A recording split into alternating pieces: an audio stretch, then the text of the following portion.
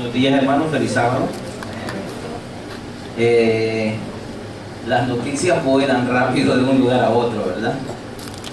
Así es que, bueno, como dijo Jesús, ¿verdad? Que no hay nada que en la oscuridad, que está en lo oscuro, no salga a la luz tarde o temprano.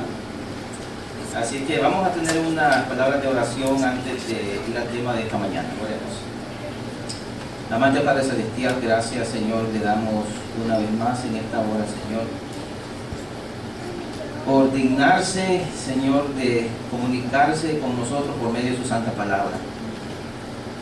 Gracias por sus bondades, gracias por su cuidado, gracias por su gran misericordia que tiene para con cada uno de nosotros. Le pedimos que al ir a su palabra en esta mañana, su Santo Espíritu pueda hablarnos, Señor. Usted nos conoce muy bien, usted conoce nuestras condiciones.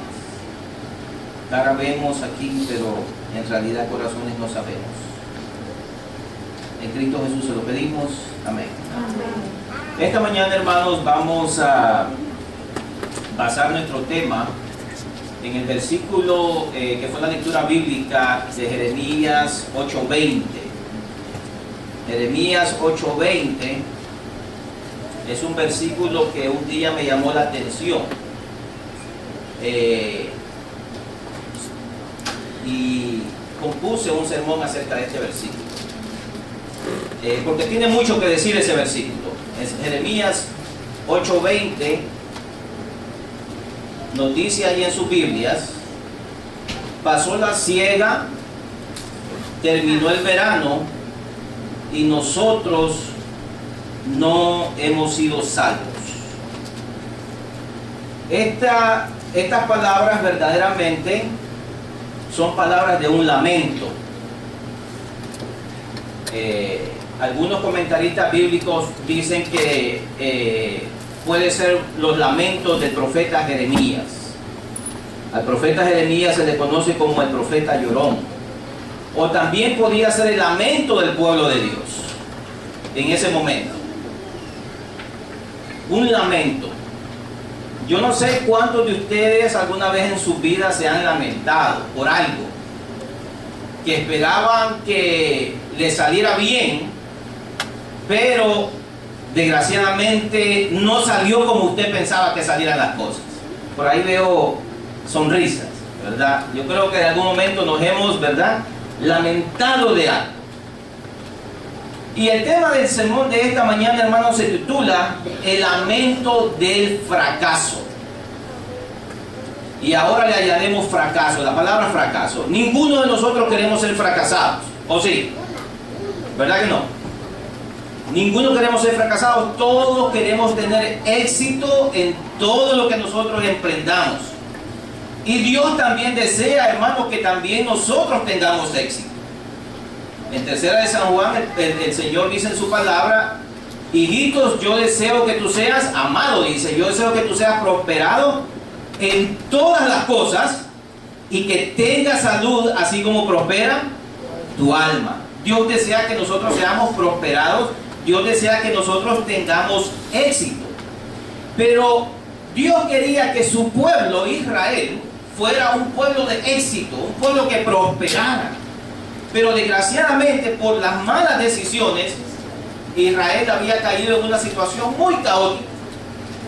Y ese versículo, esas palabras que el salmista menciona ahí en Jeremías 8:20, dan a demostrar la realidad que estaba viviendo en ese momento. Dice: pasó la siega, terminó el verano y nosotros no hemos sido salvos. Saben que allá en Palestina habían dos oportunidades durante el año donde usted podía aprovechar las cosechas. Esa oportunidad era ya por el tiempo en abril. En abril era el tiempo donde usted recogía todo lo que tenía que ver con semillas, con los cereales. Usted tenía esa gran oportunidad de colectar todo eso, ¿verdad?, para tener que comer durante el año. Pero si por casualidad durante esa temporada usted no lograba recoger esas semillas durante ese tiempo, todavía le quedaba el tiempo de la cosecha de la fruta, que era ya entre agosto y septiembre. Así que usted tenía dos chances.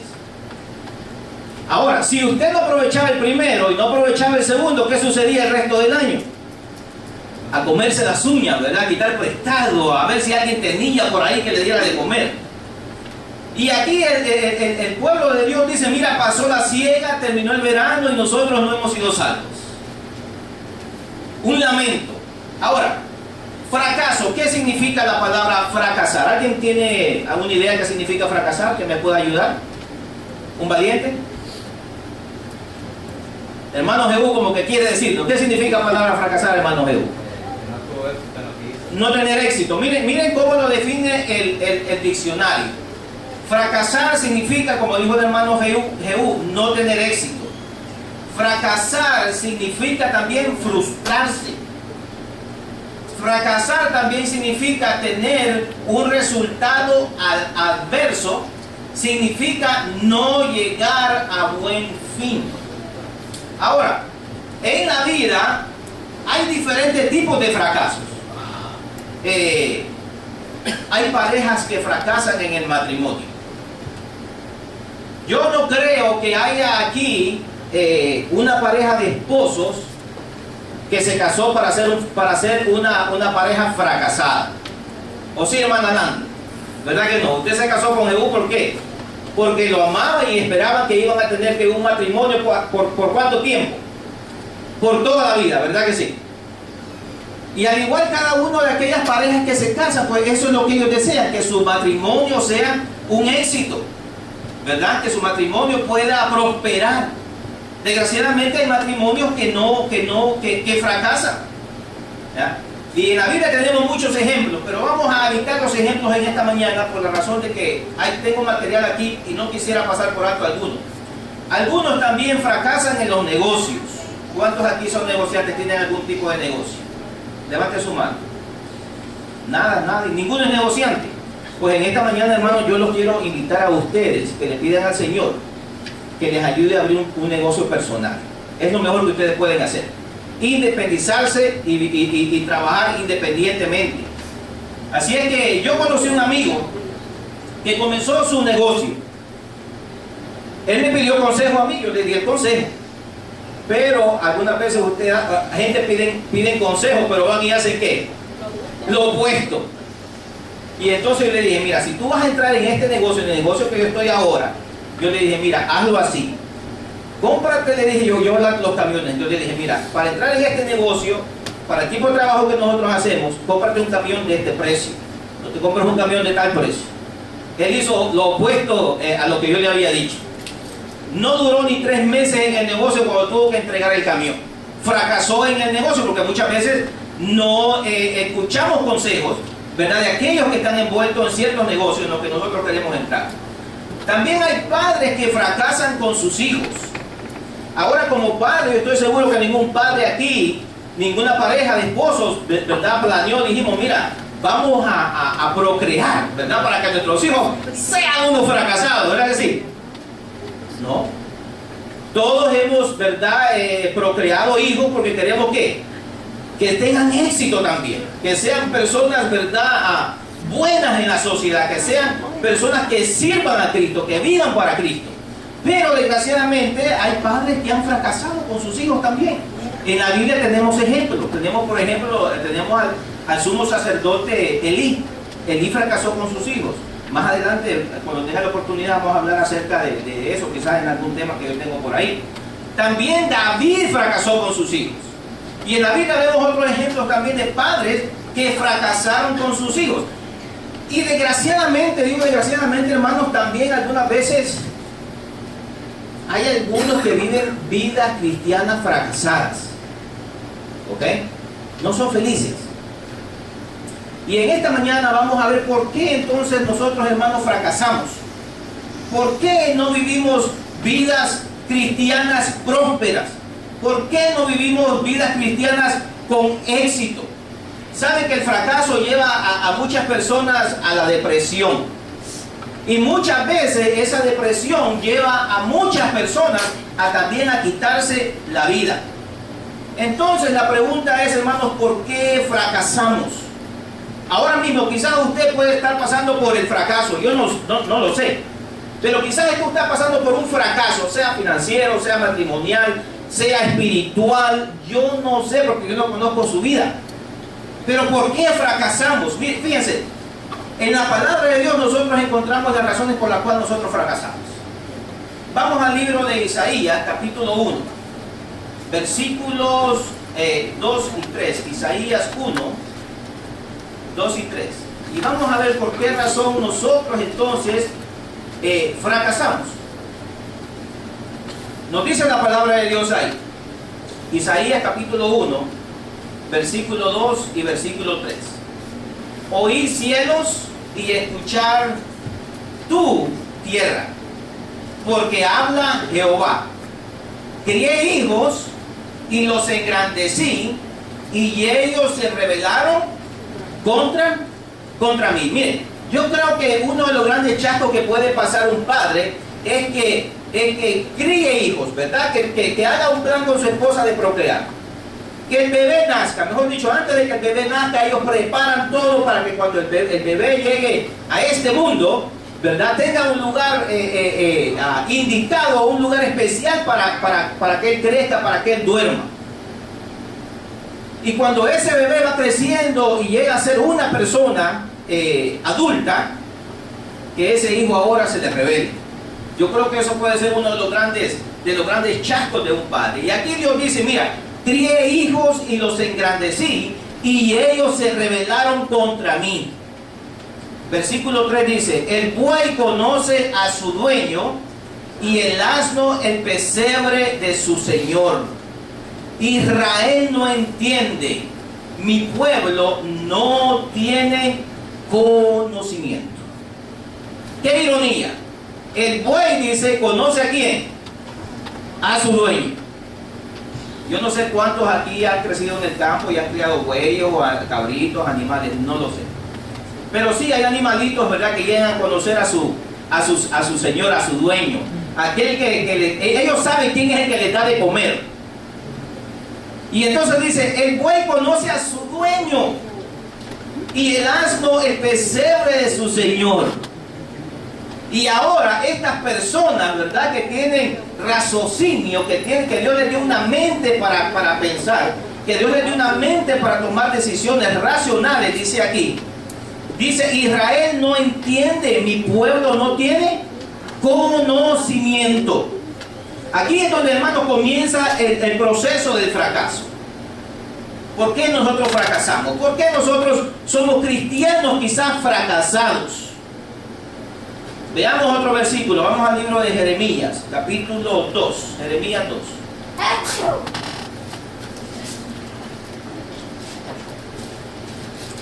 Jeremías 2, versículo 13. Dice la palabra de Dios ahí. Porque dos males ha hecho mi pueblo. Miramos los dos males que ha hecho el pueblo, o que hemos hecho quizás, y por eso vivimos vidas fracasadas. Dos males ha hecho mi pueblo. Dice, me dejaron a mí, fuente de agua viva, y cavaron para sí cisternas rotas que no retienen agua. Una de las razones por las cuales nosotros, hermanos, somos cristianos fracasados es porque, aunque profesamos ser cristianos, aunque profesamos llamarnos hijos de Dios, hemos abandonado a ese Dios. El Señor dice, me dejaron a mí. Oh, dicen algunos, sí, pero yo voy a la iglesia. Venir a la iglesia, hermanos, eso no quiere decir que usted no haya dejado al Señor. Porque pongámonos a pensar qué sucedió desde la última vez que usted vino a encontrarse con Cristo. ¿Qué sucedieron durante todos esos días? Tuve como una comunión íntima con el Señor. Lo busqué a Él por medio de la oración. Lo busqué a Él por medio del estudio de su palabra. Fui a buscar yo a los perdidos. Así es que venir a la iglesia no significa que usted no haya abandonado al Señor, si el resto de esas cositas no son parte de nuestra vida diaria como hijos de Dios. Nuevamente, porque dos males ha hecho mi pueblo, me dejaron a mí fuente de agua viva. ¿verdad? Una fuente de agua viva es un manantial que constantemente está dando agua pura. Es como se le llama aquí en inglés, spring of water, ¿verdad? Donde un nacimiento de agua. Y dice, y cavaron para sí cisternas rotas que no retienen agua. Que usted le echa, ¿verdad?, agua por un lado y se sale por ¿dónde? Se sale por otro lado. Usted echa y se va. Usted echa y se va. Ahora, vayamos al libro de Apocalipsis, y es donde nos vamos a centrar un poquito más en el tema de esta mañana. Apocalipsis capítulo 2. En este libro de Apocalipsis capítulo 2 en adelante, encontramos el mensaje a las 7 iglesias. Capítulo 2 de Apocalipsis.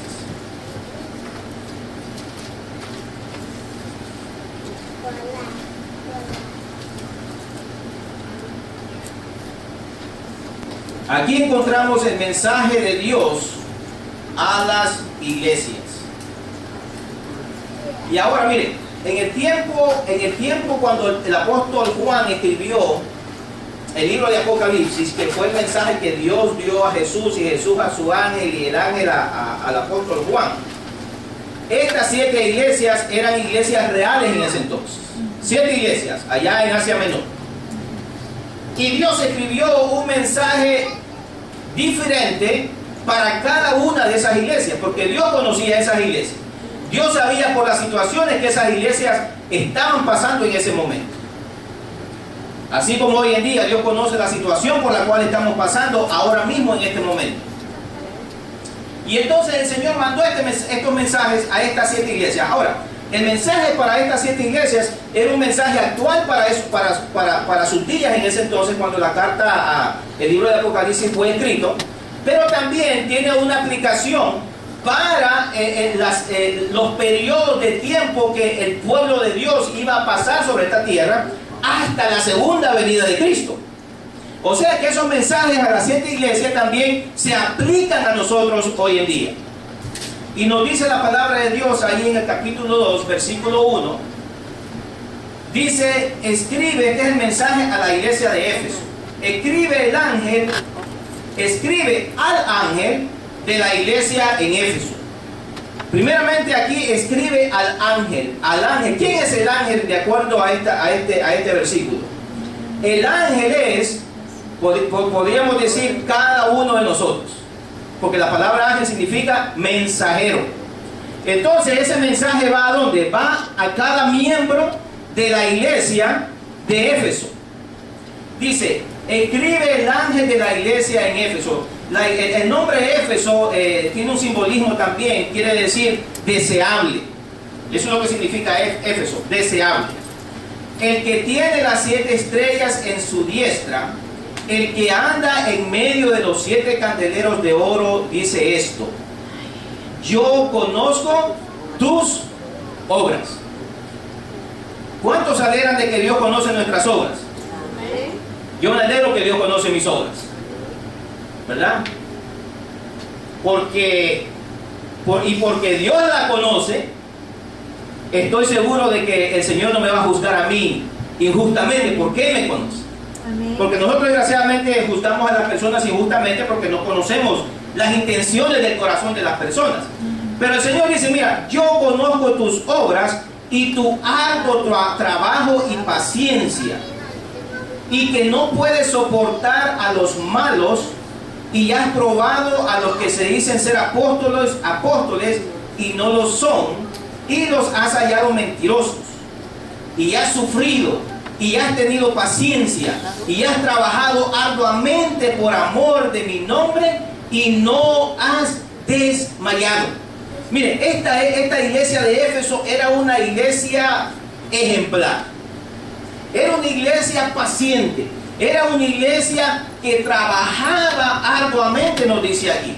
Era una iglesia que no soportaba a los malos. Era una iglesia que había probado los que se decían ser apóstoles y no lo eran. Y los había hallado mentirosos. Era una iglesia que había sufrido, era una iglesia que tenía paciencia, era una iglesia que no había desmayado por amor de Jesús. ¿Saben, hermanos? Esta iglesia era una iglesia que le daba el nombre al pecado. No era una iglesia que toleraba el pecado. Era una iglesia que llamaba el pecado por su nombre. Era una iglesia que reconocía a los falsos maestros. En ese entonces, en el tiempo de la iglesia de Éfeso, habían falsos maestros y falsos apóstoles que estaban introduciendo doctrinas heréticas a la iglesia. Y esta iglesia, los líderes de esta iglesia, habían luchado para mantener la pureza, ¿verdad?, del mensaje evangélico que Cristo había enseñado y que los apóstoles habían enseñado. Y esta iglesia había luchado, había soportado, ¿verdad? Pero, dice el versículo 4, pero, escuchen esto, pero tengo contra ti que has dejado, dice, tu primer amor. Has dejado tu primer amor. Por causa de estos falsos maestros, por causa de estos falsos apóstoles, la iglesia se había comenzado a dividir. Había divisiones dentro de la iglesia. Aquel amor ágape que había al principio había comenzado a desaparecer. Y entonces el Señor le dice: tú has hecho estas cosas buenas, tú has hecho muchas cosas buenas, pero tengo contra ti que has dejado tu primer amor. Mire, una de las primeras causas por la cual nuestra vida cristiana es una vida fracasada, que no tenemos la seguridad de nuestra salvación, de que no tenemos una verdadera identidad de quienes verdaderamente somos, si somos hijos de Dios o no, es porque en algún momento de nuestra vida hemos dejado nuestro primer amor.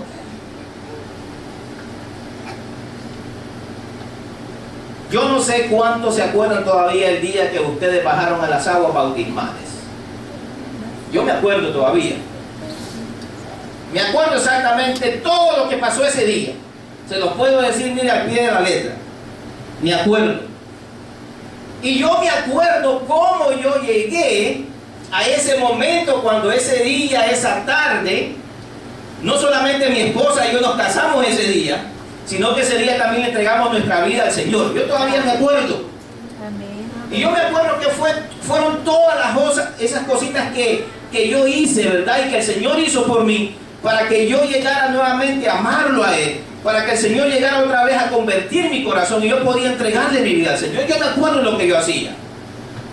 Y saben, hermanos, es bien importante recordar ese momento. Entonces, miren, le dice el Señor: has perdido tu primer amor, le dice. Entonces ahora el versículo 5 le dice: recuerda por tanto de dónde has caído y arrepiéntete y haz las primeras obras, pues si no vendré pronto a ti y quitaré tu candelero de su lugar, si no te hubieres arrepentido.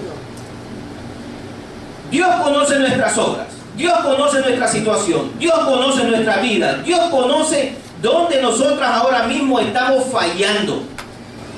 Y en ese momento la iglesia de Éfeso le dice: mira, tú has dejado tu primer amor. Yo no sé si en este momento de tu vida tú sigues experimentando esa experiencia que tuviste cuando le entregaste tu vida a Cristo. Yo no sé. Pero muchas veces sucede, hermanos, de que mientras caminamos, ¿verdad?, en nuestra experiencia cristiana, algunas veces sucede que perdemos ese primer amor. Lo perdemos. Esta mañana el tema no tiene que ver con un tema acerca del matrimonio, pero una cosa sí voy a mencionar. Muchos de los problemas en nuestros matrimonios es que hemos perdido ese primer amor. Hemos dejado de hacer aquellas cositas que anteriormente quizás nosotros hacíamos, ¿verdad, hermano Jehú? Para conquistar a la hermana Landy, ¿verdad que sí? Hemos dejado quizás, ¿verdad?, de comunicarnos. Hemos dejado quizás de aceptarnos tal y como somos, porque cuando éramos novios, ¿verdad?, aunque tuviera solamente un ojo en la frente, era la mujer más linda del mundo, ¿sí o no? Pero ahora le encontramos ¿qué? Le encontramos gorda y ¿qué? Y fea, ¿verdad? Y al esposo, ¿cómo le encontramos? Viejo y barrigón, ¿verdad que sí? Y aragán, no quiere hacer nada en la casa. Pero en aquel entonces era la más linda, era el más guapo. Ahora acordémonos cuando le entregamos nuestra vida a Cristo. ¿Cómo era ese momento? ¿Saben, hermanos, que el Señor le da la cura a la iglesia de Éfeso? Y le dice, mira, acuérdate, le dice, ¿de dónde? Dice, acuérdate, dice, de dónde has caído y arrepiéntete y haz las primeras obras. Quizás en ese entonces, cuando usted le entregó su vida a Cristo, usted tenía una vida devocional de oración. Usted tenía una vida devocional, ¿verdad?, del estudio de la palabra de Dios. Usted, mire, todas las mañanas usted se encontraba con Cristo o usted buscaba un momento especial durante el día para pasar a solas con el Señor, ¿verdad?, meditando en la palabra de Dios. No se perdía ningún servicio en la iglesia. Estaba ahí todo el tiempo. Pero con el tiempo, la vida de oración ha llegado a ser, ¿verdad?, no tengo tiempo para orar. No tengo tiempo para estudiar la palabra de Dios. Y mucho menos tengo tiempo para asistir a la iglesia. Y como consecuencia, ¿qué sucede con la vida espiritual? Comienza, miren, a decaer. Pero en esta mañana el Señor te dice, arrepiéntete, dice, y haz las primeras obras, pues si no vendré pronto a ti y quitaré tu candelero de su lugar, si no te hubieres arrepentido. Así que recordemos, ¿dónde es que hemos caído? ¿Por qué mi amor hacia Cristo ha decaído? Vayamos ahora al capítulo 3, versículos 1 y 2 de Apocalipsis. Y vamos a ir a la iglesia de Sardis. La palabra Sardis tiene en el comentario bíblico adventista, le da tres definiciones al nombre Sardis. Uno significa un canto nuevo. Otro significa lo que queda. Y otro significa un nuevo comienzo. Pero de acuerdo a al mensaje que el Señor le está mandando a la iglesia de Sardis, creo que significa el segundo nombre, lo que queda, ¿verdad? Lo que sobró, por así decir. Entonces vamos a este capítulo 3, versículo 1 y versículo 2. Dice la palabra de Dios ahí: escribe al ángel de la iglesia en Sardis. Nuevamente el mensaje va al ángel, el mensaje va a los miembros de esa iglesia, el mensaje va también para nosotros en esta mañana. Escribe al ángel de la iglesia en Sardis, el que tiene los 7 espíritus de Dios y las 7 estrellas, dice esto: yo conozco tus obras, que tienes nombre de que vives y estás muerto. Sé vigilante y afirma las otras cosas que están por morir, porque no he hallado tus obras perfectas delante de mí. Acuérdate pues de lo que has recibido y oído, y guárdalo y arrepiéntete, pues si no velas, vendré sobre ti como ladrón, y no sabrás a qué hora vendré sobre ti. Pero tienes unas pocas personas en Sardis que no han manchado sus vestiduras y andarán conmigo en vestiduras blancas, porque son dignas. El que venciere será vestido de vestiduras blancas, y no borraré su nombre del libro de la vida, y confesaré su nombre delante de mi Padre y delante de sus ángeles. El que tiene oído, oiga lo que el Espíritu dice a las iglesias. Nuevamente el Señor se presenta como aquel que tiene el control de la iglesia. Porque hasta ahora, hasta hoy en día, mis hermanos, el que tiene el control de la iglesia, ¿sabe quién es? Jesús. Jesús todavía tiene el control de su iglesia. Aunque algunas veces parece que la iglesia va a caer, no se va a caer porque el Señor está al control de su iglesia. Así que nosotros no tenemos que preocuparnos de que fulano o mengano está haciendo esto, está haciendo aquello, porque el Señor tiene el control de su iglesia.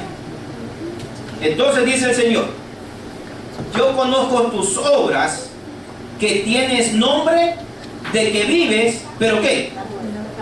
Pero estás muerto. Tienes nombre de que vives, o sea, tú tienes una reputación de que tú eres una iglesia viva. Pero ¿cuál era la realidad? ¿Estaba qué? Estaba muerta. Daba una apariencia de vida, pero estaba muerta.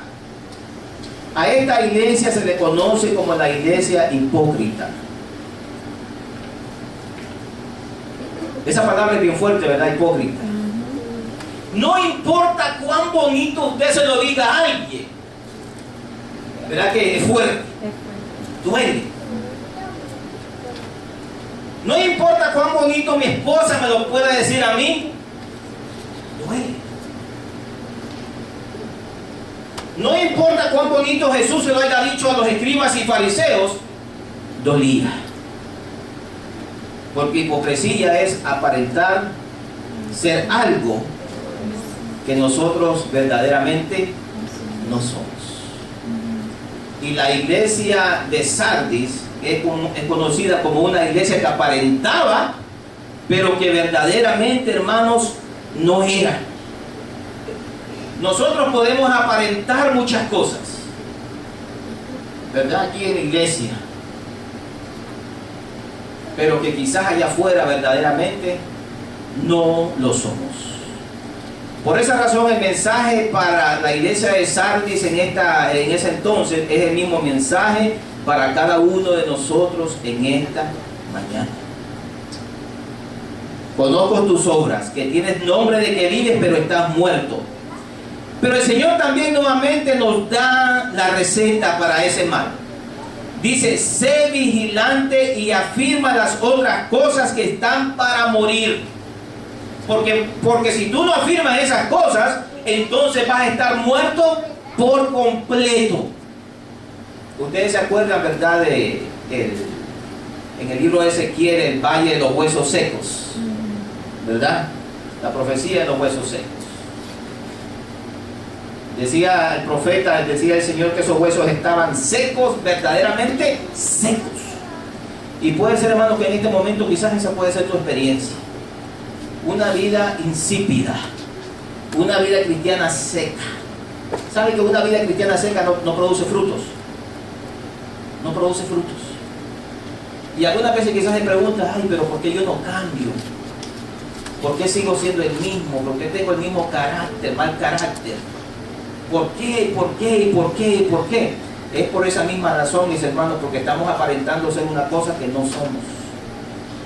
Y vamos a ver un poquito más adelante cómo podemos solucionar esa situación.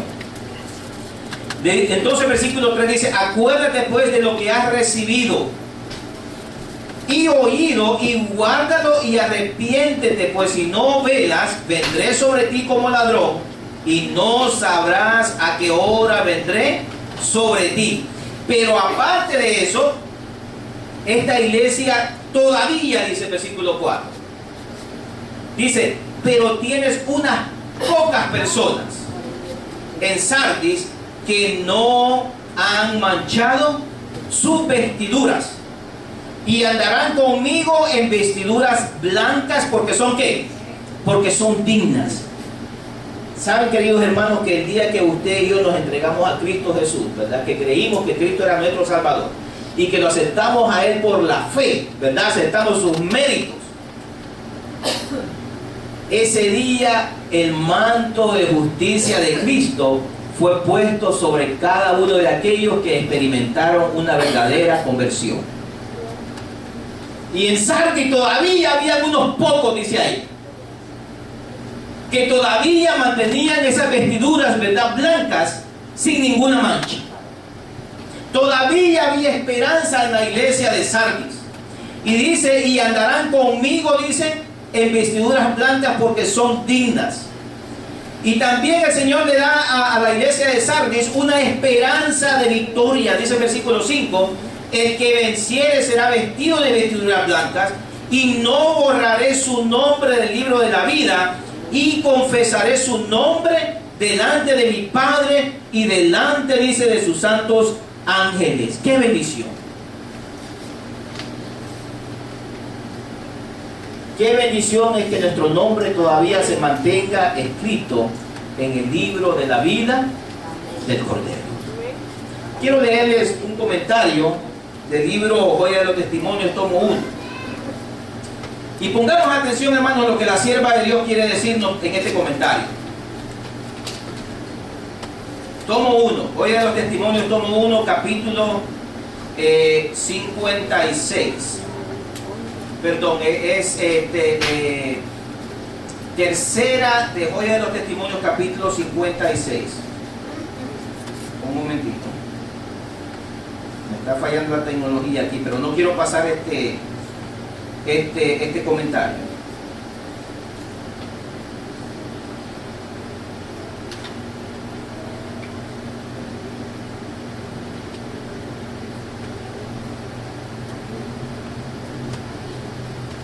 Ok, creo que lo tengo aquí.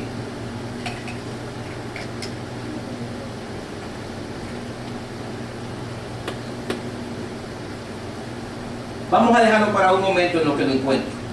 No vamos a perder el tiempo.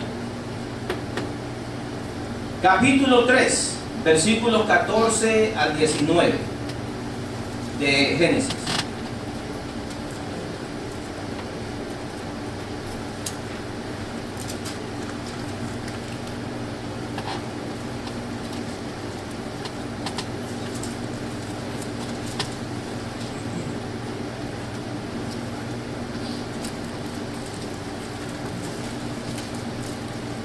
¿Quién me lo puede leer, por favor? ¿Alguien me lo puede leer?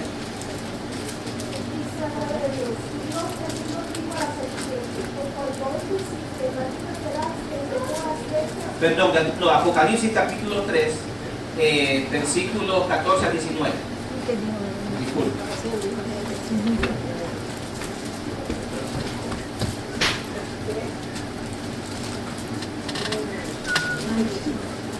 ¿Qué nos dice ahí? Capítulo 3 de Apocalipsis, versículos 14 al 19.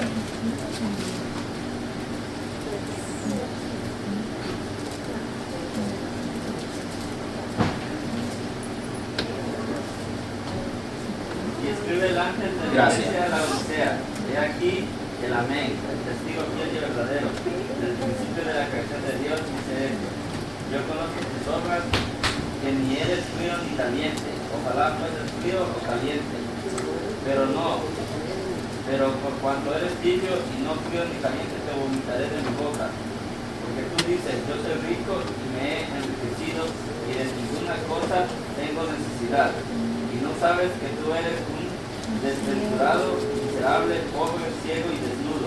Por tanto, yo te aconsejo que de mí compres oro refinado en el fuego, para que seas rico, y vestiduras blancas para revestirte, y que no se descubra la vergüenza de tu desnudez, y unge tus ojos con colirio para que veas. Yo reprendo y castigo a todos los que amo. Sé pues celoso y arrepiéntete. Hasta el 19. Sí, hasta el 19. Gracias, hermano. Nuevamente el mensaje de la Odisea. Y acá hay un detalle bien interesante. Y escribe al ángel de la iglesia en la Odisea. Nuevamente al ángel, ¿a quién? A los miembros de la iglesia laodicense. He aquí el amén, el testigo fiel y verdadero, el principio de la creación de Dios, dice esto. Y fíjense, Dios se presenta a cada una de estas iglesias con un título diferente. Y a la iglesia de la Odisea, Él se presenta con este título. He aquí, dice, el amén, el testigo fiel y verdadero. El principio de la creación de Dios dice esto: yo conozco tus obras, que ni eres frío ni caliente. Ojalá fueses frío o caliente. ¿Saben que en el mensaje de las otras iglesias, Dios siempre encontraba algo bueno que decir de todas las otras iglesias? Pero cuando llega a la iglesia de la Odisea, Dios no tiene nada bueno que decir de la iglesia de la Odisea. No hay nada bueno que decir. Y ya van a ver por qué razón Dios no tiene nada bueno que decir de la iglesia de la Odisea. ¿Y saben por qué? Porque la iglesia de la Odisea tiene mucho que decir de sí misma. ¿Saben que hay personas que usted no puede decir mucho de ellos porque ellos hablan mucho de sí mismos, ¿verdad que sí? De todo lo que tienen, de todo lo que hacen, lo que tienen en el banco, cuántas casas tienen, que sea mentira, son ahí, le dan a usted paquete y paquete y paquete, pero tienen mucho que decir de sí mismos. Dice: yo conozco tus obras, que ni eres frío ni caliente. Ojalá fueses frío o caliente, pero por cuanto eres tibio y no frío ni caliente, te vomitaré de mi boca. Porque tú dices: yo soy rico y me he enriquecido y de ninguna cosa tengo necesidad, y no sabes que tú eres un desventurado, eres un miserable, eres un pobre ciego y estás ¿qué? Desnudo. ¿Saben? Este mensaje quizás para nosotros, a mí muchas veces me costó entender este mensaje. Gracias a Dios lo vine a entender hasta hace poco. ¿Por qué este mensaje a la iglesia de la Odisea? Donde le dice: mire, tú eres una iglesia ¿qué? Tú no eres ni frío ni caliente. Y el Señor dice: mira, ojalá fueses frío o caliente, pero por cuanto eres tibio y no frío ni caliente, te vomitaré de mi boca. ¿Saben? La Odisea era una ciudad muy próspera. Déjenme dar un poquito de historia. La Odisea era una ciudad muy próspera. Y la ciudad de la Odisea llevaba el nombre de la esposa del rey. Él había nombrado ese pueblo, esa ciudad, con el nombre de su esposa, la Odisea. Y por verdad y de paso, la Odisea significa el pueblo en juicio. Y esa ciudad era una ciudad muy próspera. Ellos su dinero lo hacían de la crianza de ovejas de lana negra. La lana negra era muy costosa. Y la mayoría de esa gente pues era gente muy adinerada, tenían los medios financieros para hacer cualquier proyecto. Cierta vez hubo un gran terremoto en esa ciudad y devastó una gran parte de la ciudad. Roma dijo: miren, nosotros queremos ayudarle a reconstruir. Pero ¿saben qué dijeron los laodicenses? No, we got this. Nosotros mismos vamos a solucionar nuestro problema. Nosotros podemos reconstruir sin la ayuda de Roma. ¿Y saben qué? Lo hicieron, porque tenían el dinero para hacerlo. Así es que esa actitud laodicense era también la actitud de la misma iglesia que estaba situada ahí en la Odisea. Porque ellos decían: yo soy rico y me he enriquecido y de ninguna cosa tengo necesidad, y no sabes que tú eres un desventurado, miserable, pobre, ciego y desnudo. El Señor le dice: mira, ojalá tú fueras frío o caliente, pero por cuanto eres tibio, te vomitaré de mi boca. De cierto lugar había un nacimiento de aguas termas, ¿ok? Y usted sabe que el agua terma pues es un agua caliente, ¿verdad? La palabra terma viene del significado caliente. Y había un nacimiento termo de aguas calientes que llegaba hasta la Odisea. Pero cuando llegaba a la Odisea ya no era un agua caliente, pero tampoco era fría, no era fresca, sino que era ¿qué? Era tibia. Y encima de eso, esa agua tenía ciertos minerales que aquella persona que probaba esa agua es que la vomitaba. Lo que se había comido a cualquier hora del día lo hacía que lo arrojara. Entonces el mensaje para la Odisea, ellos entendían el mensaje de Dios. Ellos entendían lo que el Señor les estaba diciendo. Ustedes son como esas aguas tibias, con esos minerales, que cualquiera que lo beba lo va a vomitar de su boca. Y entonces el Señor le dice: tú dices, yo soy rico y me he enriquecido y de ninguna cosa tengo necesidad.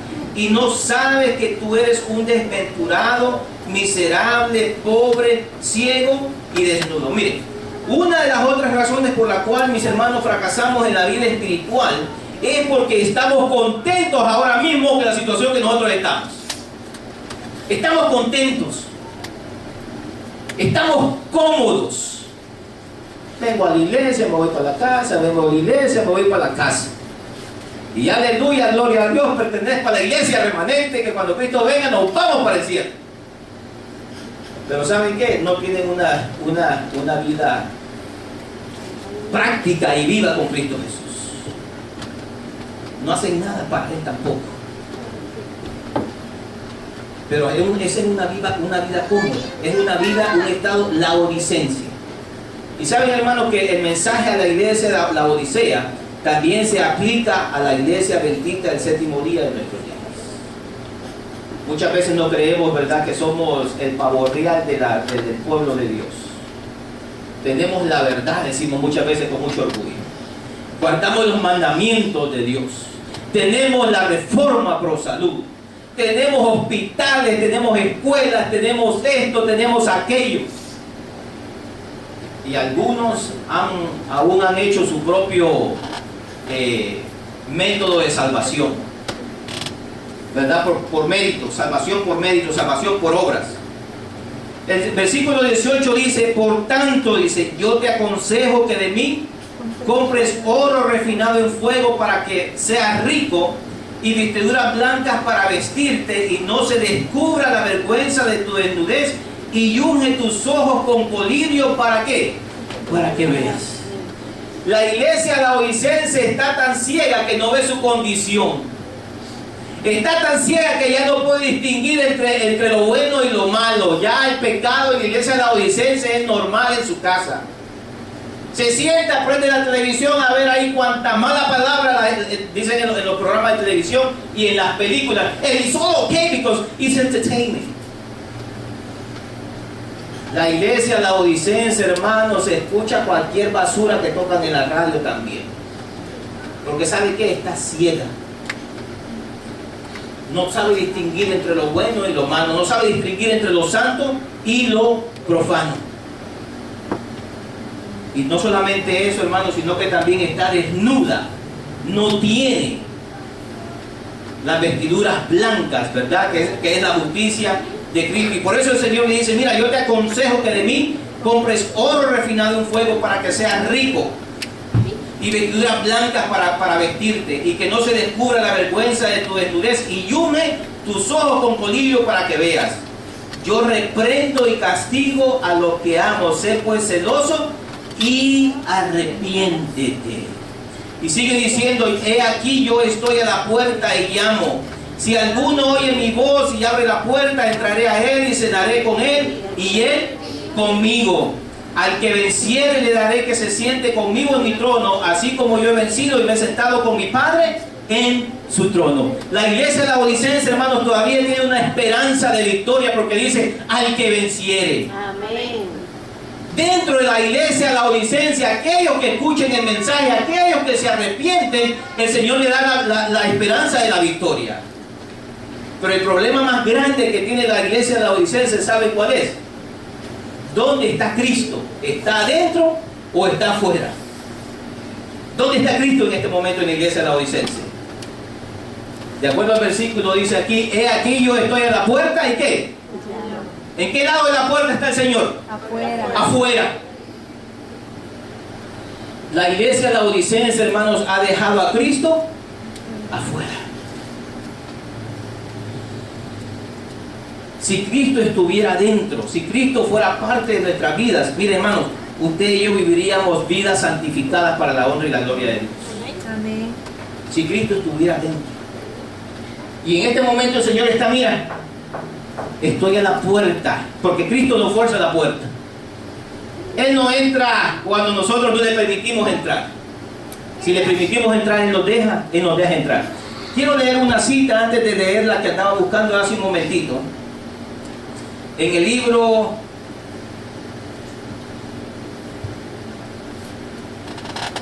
ya es hora de cambiar este teléfono, está más lento que una tortuga. en el libro Testimonios, tomo 1, en la página 188, si alguien la quiere ir a buscar más tarde.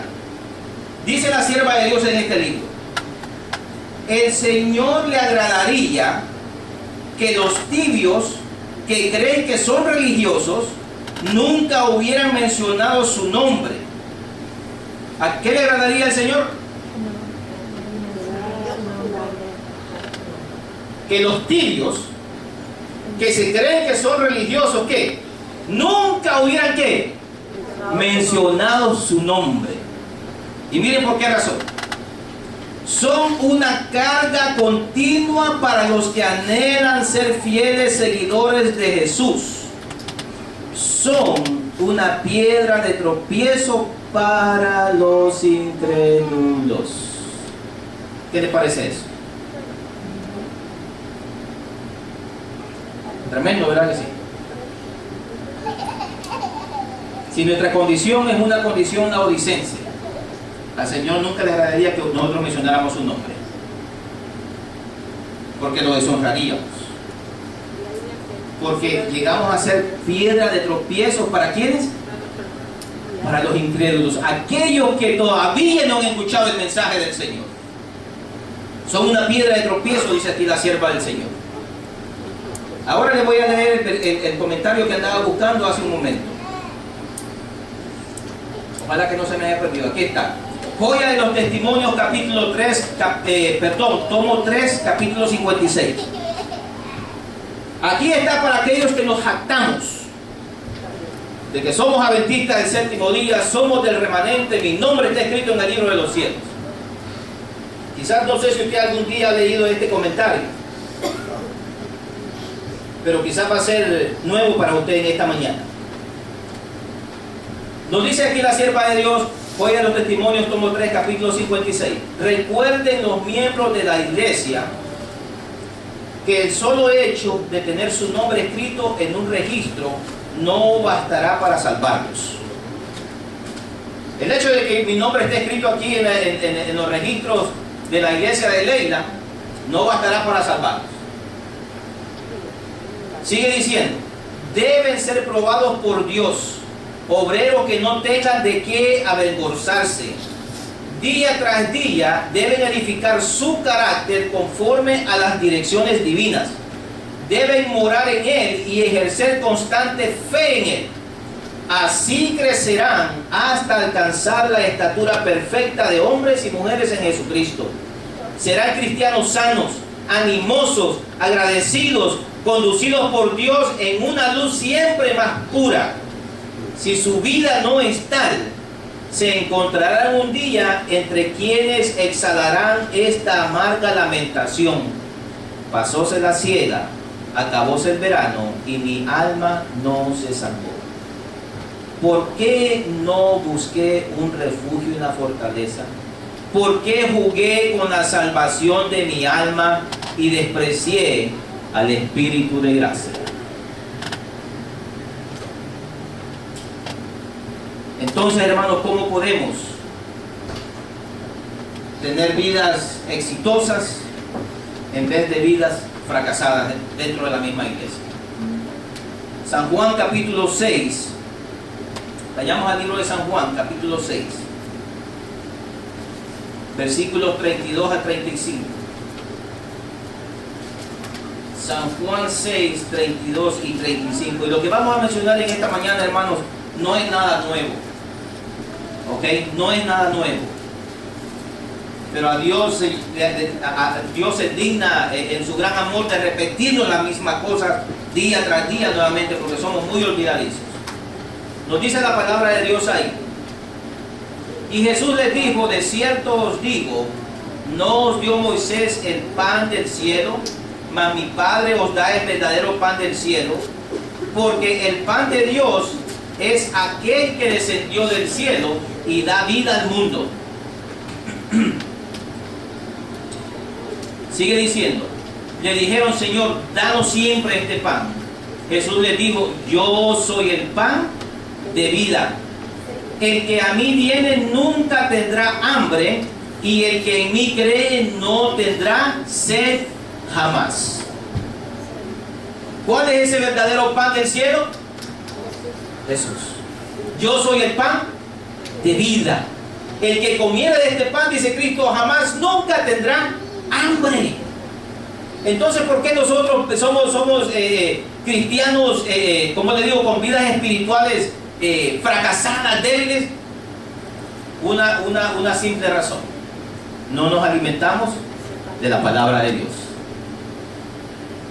Pensamos que por venir a la iglesia una vez a la semana, ya con eso tenemos suficiente para vivir, ¿verdad?, el resto de la semana. También dice: yo soy el agua de vida. Miren, dos elementos necesarios que el ser humano necesita para sobrevivir. ¿Necesita qué? Alimento y necesita agua. Usted puede pasar algunos días sin agua, pero eventualmente se va a deshidratar y como consecuencia se va a morir. Usted puede pasar muchos días sin comer, pero eventualmente ¿qué va a suceder con su cuerpo? ¿Verdad? Va a perder las fuerzas y eventualmente se va a ¿qué? Se va a morir. Si pasamos demasiado tiempo, hermanos, sin estudiar la palabra del Señor, la vida espiritual, no crea, hermanos, que va a ser una vida con frutos. Va a ser automáticamente una vida muerta. Efesios 6, versículo 12. Vamos al libro de Efesios. Nuevamente estoy mencionando versículos que usted los conoce, que los conocemos por mucho tiempo, pero muchas veces no prestamos atención a estos versículos. Dice la palabra del Señor: porque no tenemos lucha contra sangre y carne, sino contra principados, contra potestades, contra los gobernadores de las tinieblas de este siglo, contra huestes espirituales de maldad en las regiones celestiales. Por tanto, dice, tomad toda la armadura de Dios para que podáis resistir en el día malo, y habiendo acabado todo, estar ¿qué? Estar firmes. Alimentémonos del pan que es la palabra de Dios diariamente. Y como dice el apóstol Pablo a los Efesios, tomad por tanto toda la armadura de Dios. Santiago 4:7, hermanos, también. Vamos al libro de Santiago 4:7. Santiago 4:7. Nos dice el Señor aquí: someteos pues a Dios, resistir al diablo, y ¿qué sucederá? Y él huirá de vosotros. ¿Por qué entonces vivimos vidas fracasadas? Porque no nos sometemos a la voluntad de Dios. Queremos siempre hacer nuestra voluntad. Y por esa razón, hermanos, no podemos vencer la tentación. Este paso que debemos de tomar es, como dice el apóstol Santiago: someteos pues a Dios, resistir al diablo, y él huirá de vosotros. Cuando Satanás fue a tentar a Cristo allá en el desierto, ¿con qué pudo hacerle frente Cristo a Satanás? Con la palabra de Dios. Con la palabra de Dios. Pero si no nos alimentamos diariamente con la palabra de Dios, si no tomamos toda la armadura de Dios, ¿cómo le vamos a poder hacer el frente al enemigo? Si es un ser mucho más poderoso que usted y yo. No podremos. Hebreos 12, 1 y 2. Dice la palabra del Señor ahí: por tanto, nosotros también, teniendo en derredor nuestro tan grande nube de testigos, despojémonos ¿de qué? De todo peso, ¿y qué más? Y del pecado que nos asedia, y corramos con paciencia la carrera que tenemos por delante. Despojémonos de todo peso, y ¿de qué más dice? Y del pecado. El peso, muchas veces cargamos con peso de conciencia que no nos deja movernos. Y muchas veces tenemos pecados acariciados también que nos gusta y no los queremos dejar. Y aquí el mandamiento del Señor dice: despojémonos de todo peso y del pecado que nos asedia, y corramos con paciencia la carrera que tenemos por delante. Pero ¿cómo? Dice: puesto los ojos en Jesús, el autor y consumador de la fe, el cual por el gozo puesto delante de él sufrió la cruz, menospreciando el oprobio, y se sentó a la diestra del trono de Dios. Mis hermanos, la carrera del cristiano, mejor dicho, los ojos del cristiano tienen que estar puestos solamente en un ser, y ese es Cristo Jesús. Amén. Si un día no queremos, hermanos, pasar la situación que pasó Israel, porque miren, Israel se estaba quejando de que había pasado la siega, había pasado el verano y no habían sido salvos, pero ellos esperaban que el Señor los salvara viviendo vidas de pecado. Y Cristo no vino a este mundo a salvarnos en nuestros pecados, sino que vino a salvarnos ¿de qué? De nuestros pecados. Muchos, como dice la sierva de Dios y como dice la palabra aquí, en el día, ese día cuando Cristo aparezca por segunda vez, en las nubes de los cielos, hermanos, se lamentarán. Perdí la oportunidad. Ojalá, mis queridos hermanos, que en ese día ninguno de nosotros estemos ahí presentes, sino que pongamos que el que tiene oídos para oír, oiga lo que el Espíritu dice a las iglesias. Que Dios les bendiga. Amén.